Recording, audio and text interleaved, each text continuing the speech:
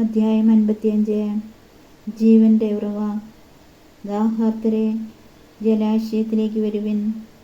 നിർധനൻ വന്ന് വാങ്ങി ഭക്ഷിക്കട്ടെ. വീഞ്ഞും പാലും സൗജന്യമായി വാങ്ങിക്കൊള്ളുക. ആഹാരത്തിന് വേണ്ടിയല്ലാതെ എന്തിന് പണം മുടക്കുന്നു? സംതൃപ്തിക്ക് വേണ്ടിയല്ലാതെ എന്തിന് അധ്വാനിക്കുന്നു? എൻ്റെ വാക്ക് ശ്രദ്ധിച്ചു കേൾക്കുക. നന്നായി ഭക്ഷിക്കുകയും വിശിഷ്ട ഭോജ്യങ്ങൾ ആസ്വദിക്കുകയും ചെയ്യുക. എൻ്റെ അടുക്കൽ വന്ന് എൻ്റെ വാക്ക് കേൾക്കുവിൻ, നിങ്ങൾ ജീവിക്കും. ഞാൻ നിങ്ങളുമായി ശാശ്വതമായ ഒരു ഉടമ്പടി ഉണ്ടാക്കും. ദാവീദിനോടെന്ന പോലെ നിങ്ങളോട് ഞാൻ സ്ഥിരമായ സ്നേഹം കാട്ടും. ഇതാ, ഞാൻ അവനെ ജനതകൾക്ക് സാക്ഷിയും നേതാവും അധിപനുമാക്കിയിരിക്കുന്നു. നിനക്ക് അജ്ഞാതമായ ജനതകളെ നീ വിളിച്ചുകൂട്ടും. നിന്നെ അറിയാത്ത ജനതകൾ നിന്റെ അടുക്കൽ ഓടിക്കൂടും. എന്തെന്നാൽ നിന്റെ ദൈവമായ കർത്താവ്, ഇസ്രായേലിൻ്റെ പരിശുദ്ധൻ, നിന്നെ മഹത്വപ്പെടുത്തിയിരിക്കുന്നു. കർത്താവിനെ കണ്ടെത്താൻ കഴിയുന്ന ഇപ്പോൾ തന്നെ അവിടുത്തെ അന്വേഷിക്കുവിൻ. അവിടുന്ന് അരികെയുള്ളപ്പോൾ അവിടുത്തെ വിളിക്കുവിൻ. ദുഷ്ടൻ തൻ്റെ മാർഗവും അധർമ്മി തൻ്റെ ചിന്താഗതികളും ഉപേക്ഷിക്കട്ടെ. അവിടുത്തെ കരുണ ലഭിക്കേണ്ടതിന് അവൻ കർത്താവിങ്കിലേക്ക് തിരിയട്ടെ, നമ്മുടെ ദൈവത്തിങ്കിലേക്ക് തിരിയട്ടെ. അവിടുന്ന് ഉദാരമായി ക്ഷമിക്കും. കർത്താവ് അരുളിച്ചെയ്യുന്നു, എൻ്റെ ചിന്തകൾ നിങ്ങളുടേതുപോലെയല്ല, നിങ്ങളുടെ വഴികൾ എൻ്റേതുപോലെയുമല്ല. ആകാശം ഭൂമിയേക്കാൾ ഉയർന്നു നിൽക്കുന്നു, അതുപോലെ എൻ്റെ വഴികളും ചിന്തകളും നിങ്ങളുടേതിനേക്കാൾ ഉന്നതമത്രേ. മഴയും മഞ്ഞും ആകാശത്തു നിന്നും വരുന്നു, അങ്ങോട്ട് മടങ്ങാതെ ഭൂമിയെ നനയ്ക്കുന്നു. അത് സസ്യങ്ങൾ മുളപ്പിച്ച് ഫലം നൽകി വിതയ്ക്കാൻ വിത്തും ഭക്ഷിക്കാൻ ആഹാരവും ലഭ്യമാക്കുന്നു. എൻ്റെ അധരങ്ങളിൽ നിന്ന് പുറപ്പെടുന്ന വാക്കും അങ്ങനെ തന്നെ. ഫലരഹിതമായി അത് തിരിച്ചു വരില്ല. എൻ്റെ ഉദ്ദേശ്യം അത് നിറവേറ്റും. ഞാൻ ഏൽപ്പിക്കുന്ന കാര്യം വിജയപ്രദമായി ചെയ്യും. നിങ്ങൾ സന്തോഷത്തോടെ പുറപ്പെടും, സമാധാനത്തിൽ നയിക്കപ്പെടും. മലകളും കുന്നുകളും നിങ്ങളുടെ മുമ്പിൽ ആർത്തുപാടും. വനവൃക്ഷങ്ങൾ കൈകൊട്ടും. മുൾച്ചെടിക്ക് പകരം സരളവൃക്ഷവും കാരയ്ക്ക് പകരം സൗഗന്ധികവും മുളയ്ക്കും. ഇത് കർത്താവിനൊരു സ്മാരകവുമായിരിക്കും, ഒരിക്കലും നശിക്കാത്ത ശാശ്വത സ്മാരകം. അധ്യായം 56. എല്ലാവർക്കും രക്ഷ. കർത്താവ് അരുളിച്ചെയ്യുന്നു, ന്യായം പാലിക്കുക, നീതി പ്രവർത്തിക്കുക. ഞാൻ രക്ഷ നൽകാൻ പോകുന്നു. എൻ്റെ നീതി വെളിപ്പെടും. ഇവ പാലിക്കുന്നവൻ, ഇവ മുറുകെ പിടിക്കുന്ന മർത്യൻ, സാബത്ത് അശുദ്ധമാക്കാതെ ആചരിക്കുകയും തിന്മ പ്രവർത്തിക്കാതിരിക്കുകയും ചെയ്യുന്നവൻ അനുഗ്രഹീതൻ. കർത്താവ് തൻ്റെ ജനത്തിൽ നിന്ന് എന്നെ തീർച്ചയായും അകറ്റി നിർത്തുമെന്ന് അവിടുത്തോട് ചേർന്ന് നിൽക്കുന്ന പരദേശിയോ, ഞാൻ വെറുമൊരു ഉണക്കവൃക്ഷമാണെന്ന് ഷണ്ഡനോ പറയാതിരിക്കട്ടെ. കർത്താവ് അരുളിച്ചെയ്യുന്നു, എൻ്റെ സാബത്ത് ആചരിക്കുകയും എൻ്റെ ഹിതം അനുവർത്തിക്കുകയും എൻ്റെ ഉടമ്പടിയോട് വിശ്വസ്തത പുലർത്തുകയും ചെയ്യുന്ന ഷണ്ഡന്മാർക്ക് ഞാൻ എൻ്റെ ആലയത്തിൽ മതിലുകൾക്കുള്ളിൽ പുത്രീപുത്രന്മാരെക്കാൾ ശ്രേഷ്ഠമായൊരു സ്മാരകവും നാമവും നൽകും. ഒരിക്കലും തുടച്ചു മാറ്റപ്പെടാത്ത ശാശ്വത നാമമായിരിക്കും അത്. എന്നെ സേവിക്കാനും എൻ്റെ നാമത്തെ സ്നേഹിക്കാനും എൻ്റെ ദാസരായിരിക്കാനും എന്നോട് ചേർന്ന് നിൽക്കുകയും സാബത്ത് അശുദ്ധമാക്കാതെ ആചരിക്കുകയും എൻ്റെ ഉടമ്പടിയോട് വിശ്വസ്തത പുലർത്തുകയും ചെയ്യുന്ന പരദേശികളെയും ഞാൻ എൻ്റെ വിശുദ്ധഗിരിയിലേക്ക് കൊണ്ടുപോകും. എൻ്റെ പ്രാർത്ഥനാലയത്തിൽ അവർക്ക് സന്തോഷം നൽകും.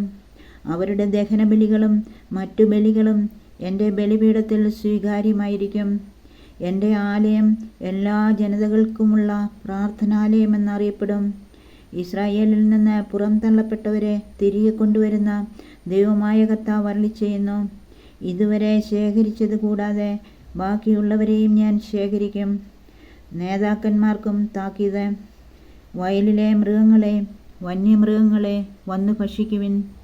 എൻ്റെ ജനത്തിൻ്റെ കാവൽക്കാർ അന്ധരാണ്, അവർ ഒന്നും അറിയുന്നില്ല. അവർ മൂകരായ നായ്ക്കളാണ്, അവർക്ക് കുരയ്ക്കാനാവില്ല. അവർ കിടന്ന് സ്വപ്നം കാണുന്നു. നിദ്രാപ്രിയരാണവർ, ആർത്തി പിടിച്ച നായ്ക്കളാണവർ. അവർക്ക് തൃപ്തി വരില്ല. ഇടയന്മാരും ഒന്നും അറിയുന്നില്ല. സ്വാർത്ഥ ലാഭത്തിനു വേണ്ടി അവർ സ്വന്തം വഴി നോക്കുന്നു. അവർ പറയുന്നു, വരൂ, പോയി വീഞ്ഞു കൊണ്ടുവരാം. നമുക്ക് ലഹരിപാനീയങ്ങൾ നിറയെ കുടിക്കാം, നാളെയും അളവില്ലാതെ കുടിക്കാം. അധ്യായം 57. നീതിമാൻ നശിക്കുന്നു, ആരും കാര്യമാക്കുന്നില്ല. ഭക്തർ തുടച്ചു മാറ്റപ്പെടുന്നു, ആരും ശ്രദ്ധിക്കുന്നില്ല. എന്നാൽ നീതിമാൻ വിനാശത്തിൽ നിന്ന് എടുക്കപ്പെടും, അവൻ സമാധാനത്തിൽ പ്രവേശിക്കും. സന്മാർഗനിരതൻ കിടക്കയിൽ വിശ്രമം കൊള്ളും. ആഭിചാരികയുടെ പുത്രന്മാരെ, വ്യഭിചാരിയുടെയും സ്വൈരിണിയുടെയും സന്തതികളെ, അടുത്തു വരുവിൻ. ആരെയാണ് നിങ്ങൾ പരിഹസിക്കുന്നത്? ആർക്കെതിരെയാണ് നിങ്ങൾ വായ് പൊളിക്കുകയും നാവു നീട്ടുകയും ചെയ്യുന്നത്? അതിക്രമത്തിൻ്റെയും വഞ്ചനയുടെയും സന്തതികളല്ലേ നിങ്ങൾ? ഓക്കുമരങ്ങൾക്കിടയിലും ഓരോ പച്ചമരത്തിൻ്റെയും ചുവട്ടിലും നിങ്ങൾ വിഷയാസക്തിയാൽ ജ്വലിക്കുന്നു. താഴ്വരകളിലും പാറയിടുക്കുകളിലും നിങ്ങൾ ശിശുക്കളെ കുരുതി കഴിക്കുന്നു. താഴ്വരകളിലെ മിനുസമുള്ള കല്ലുകൾക്കിടയിലാണ് നിന്റെ അവകാശം. അവ തന്നെയാണ് നിന്റെ ഓഹരി. അവയ്ക്ക് നീ ദ്രാവക നൈവേദ്യമൊഴുക്കി ധാന്യബലി അർപ്പിച്ചു.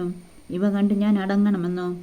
ഉയർന്ന ഗിരിശൃംഗത്തിൽ നീ ശയ്യയൊരുക്കി, നീ അവിടെ ബലിയർപ്പിക്കാൻ പോയി.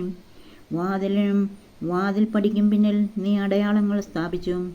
എന്നെ ഉപേക്ഷിച്ച് നീ വസ്ത്രമുരിഞ്ഞ് വിസ്തൃത ശയ്യയൊരുക്കി അതിൽ കിടന്നു. നീ സഹശയനത്തിന് ആഗ്രഹിക്കുന്നവരുമായി വിലപേശി. നീ അവരുടെ നഗ്നത കണ്ടു. മോളക്കിൻ്റെ അടുത്തേക്ക് നീ തൈലവുമായി പോയി, പലതരം സുഗന്ധദ്രവ്യങ്ങൾ കൊണ്ടുപോയി. നീ വിദൂരതയിലേക്ക്, പാതാളത്തിലേക്ക് പോലും ദൂതരെ അയച്ചു. വഴി നടന്നു നീ തളർന്നു, എങ്കിലും പ്രതീക്ഷയ്ക്ക് വകയില്ലെന്ന് നീ പറഞ്ഞില്ല. ശക്തി വീണ്ടെടുത്തതിനാൽ നീ തളർന്നു വീണില്ല. ആരെ പേടിച്ചാണ് നീ കള്ളം പറഞ്ഞത്? എന്നെ ഓർക്കുകയോ എന്നെപ്പറ്റി ചിന്തിക്കുകയോ ചെയ്യാത്തത് എന്തുകൊണ്ട്? ദീർഘനാൾ ഞാൻ നിശബ്ദനായിരുന്നതുകൊണ്ടാണോ നീ എന്നെ ഭയപ്പെടാത്തത്? ഞാൻ നിന്റെ നീതിയും ചെയ്തികളും വെളിപ്പെടുത്താം, പക്ഷേ അവ നിനക്ക് അനുകൂലമാവുകയില്ല. നീ ശേഖരിച്ച വിഗ്രഹങ്ങൾ നിലവിളി കേട്ട് നിന്നെ രക്ഷിക്കട്ടെ. കാറ്റവയെ പറത്തിക്കളയും, ഒരു നിശ്വാസം മതി അവയെ തെറിപ്പിക്കാൻ. എന്നെ ആശ്രയിക്കുന്നവൻ ദേശം കൈവശമാക്കും, അവന് എൻ്റെ വിശുദ്ധഗിരി അവകാശമായി ലഭിക്കും. ശാന്തിയും സൗഖ്യവും. പണിയുവിൻ, വഴിയൊരുക്കുവിൻ. എൻ്റെ ജനത്തിൻ്റെ മാർഗത്തിൽ നിന്ന് പ്രതിബന്ധങ്ങൾ നീക്കിക്കളയുവിനെന്ന് ആഹ്വാനമുയരും. അത്യുന്നതനും മഹത്വപൂർണനുമായവൻ, അനന്തതയിൽ വസിക്കുന്ന പരിശുദ്ധൻ എന്ന നാമം വഹിക്കുന്നവൻ അരുളിച്ചെയ്യുന്നു: ഞാൻ ഉന്നതമായ വിശുദ്ധ സ്ഥലത്ത് വസിക്കുന്നു. അനിതാപികളുടെ ഹൃദയത്തെയും വിനീതരുടെ ആത്മാവിനെയും നവീകരിക്കാൻ ഞാൻ അവരോട് കൂടെ വസിക്കുന്നു. ഞാൻ എന്നേക്കും കുറ്റം ആരോപിക്കുകയോ കോപിക്കുകയോ ഇല്ല, കാരണം എന്നിൽ നിന്നാണ് ജീവൻ പുറപ്പെടുന്നത്. ഞാനാണ് ജീവശ്വാസം നൽകിയത്. അവൻ്റെ ദുഷ്ടമായ അത്യാഗ്രഹം നിമിത്തം ഞാൻ കോപിച്ചു. എൻ്റെ കോപത്തിൽ ഞാൻ അവനെ ശിക്ഷിക്കുകയും അവനിൽ നിന്ന് മുഖം തിരിക്കുകയും ചെയ്തു. എന്നിട്ടും അവൻ തന്നിഷ്ടം കാട്ടി, പിഴച്ച വഴി തുടർന്നു.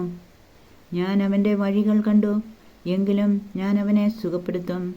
അവനെ കൊണ്ടുപോയി ആശ്വസിപ്പിക്കും. അവനെ പ്രതി വിലപിച്ചവരുടെ അധരങ്ങളിൽ നിന്ന് കീർത്തനങ്ങൾ ഉയരാനിടയാക്കും. കർത്താവ് അരുളിച്ചെയ്യുന്നു: സമാധാനം, ദൂരസ്ഥർക്കും സമീപസ്ഥർക്കും സമാധാനം. ഞാൻ അവനെ സുഖപ്പെടുത്തും. ദുഷ്ടർ പ്രക്ഷുബ്ധമായ കടൽ പോലെയാണ്, അതിനെ ശാന്തമാകാനാവില്ല. അതിലെ വെള്ളം ചെളിയും മാലിന്യങ്ങളും അടിച്ചു കയറ്റുന്നു. എൻ്റെ ദൈവം അരുളിച്ചെയ്യുന്നു: ദുഷ്ടന് സമാധാനം ലഭിക്കുകയില്ല. അധ്യായം 58. യഥാർത്ഥമായ ഉപവാസം. ആവുന്നത്ര ഉച്ചത്തിൽ വിളിച്ചു പറയുക, കാഹളം പോലെ സ്വരമുയർത്തുക. എൻ്റെ ജനത്തോട് അവരുടെ അതിക്രമങ്ങൾ, യാക്കോബിൻ്റെ ഭവനത്തോടെ അവരുടെ പാപങ്ങൾ വിളിച്ചു പറയുക.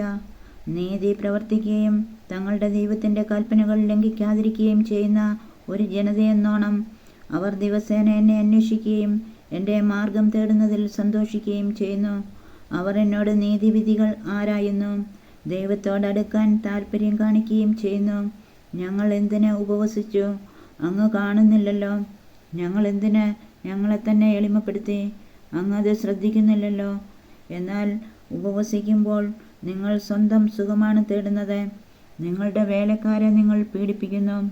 കലഹിക്കുന്നതിനും ശണ്ട കൂടുന്നതിനും ക്രൂരമായി മുഷ്ടി കൊണ്ടിരിക്കുന്നതിനും മാത്രമാണ് നിങ്ങൾ ഉപവസിക്കുന്നത്. നിങ്ങളുടെ സ്വരം ഉന്നതത്തിലെത്താൻ ഇത്തരം ഉപവാസം ഉപകരിക്കുകയില്ല. ഇത്തരം ഉപവാസമാണ് ഞാൻ ആഗ്രഹിക്കുന്നത്, ഒരു ദിവസത്തേക്ക് ഒരുവനെ എളിമപ്പെടുത്തുന്ന ഉപവാസം.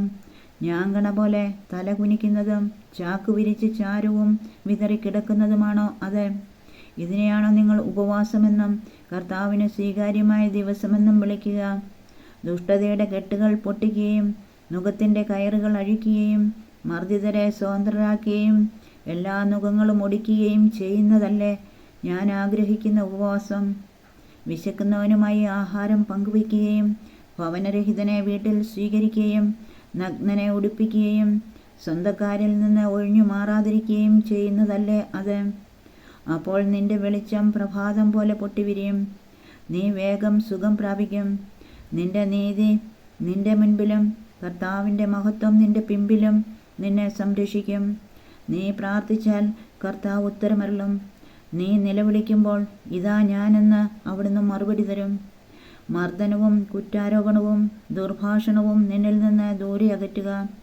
വിശക്കുന്നവർക്ക് ഉദാരമായി ഭക്ഷണം കൊടുക്കുകയും പീഡിതർക്ക് സംതൃപ്തി നൽകുകയും ചെയ്താൽ നിന്റെ പ്രകാശം അന്ധകാരത്തിൽ ഉദിക്കും. നിന്റെ ഇരുണ്ട വേളകൾ മധ്യാഹ്നം പോലെയാകും.